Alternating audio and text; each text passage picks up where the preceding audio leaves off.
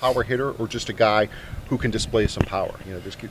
I try a little bit of both. Yeah. Obviously, I'd like to be a power hitter because that can go a long way, but I also don't want to be one of those guys that's going to just be power and then he's not going to do anything else. So Yeah. I like to be an all-around hitter, but at the same point in time, I like to use my power to my advantage as well. You mentioned last year some stuff with your swing and that. Are you still refining your swing? Is it still a work in progress, or have you sort of settled on something now? I've definitely settled. I got to a point last year that I felt really comfortable, and I used a lot of things that I've been working on before and kind of put it into my old swing. So that helped me a lot, where I was comfortable, but I could still work on some things and kind of adapt what I was struggling on.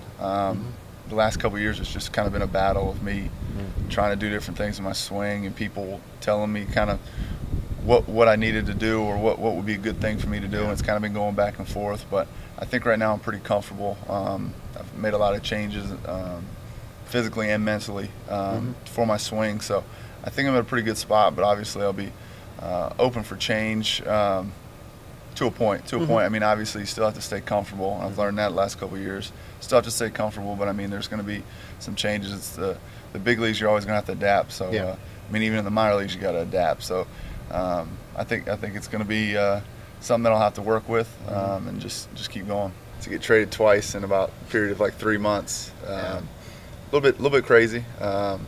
Obviously, a little uneasy because I didn't know where I was coming to spring training. I didn't know what team I was going to be with. But at the same point in time, it was really exciting. And I know going to Boston, I was excited because there was opportunities there, and then they kind of signed some people. And I know Pittsburgh's one of those teams that's kind of up and coming. They did some really good things last year, and just excited to get with a new group of guys and start to work.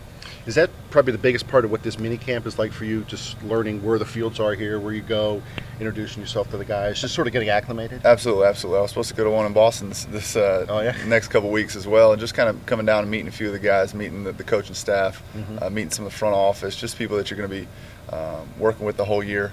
Instead of coming in not knowing anybody in spring training, this kind of gets you a little bit start off on the right foot. So I'm looking forward to it. First time they can see you, first time you can work with them, it definitely begins. Anxiety-wise, there's no anxiety. I mean, obviously, I don't feel like they're going to just first thing right off the bat to say, hey, you need to do this, you need to do that.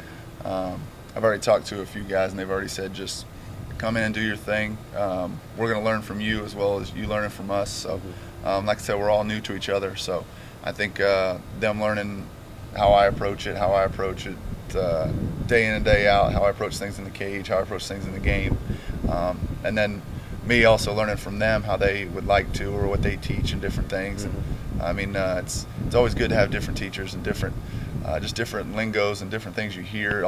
Things always might click a little bit different. So I'm looking forward to working with some new guys and learning some things.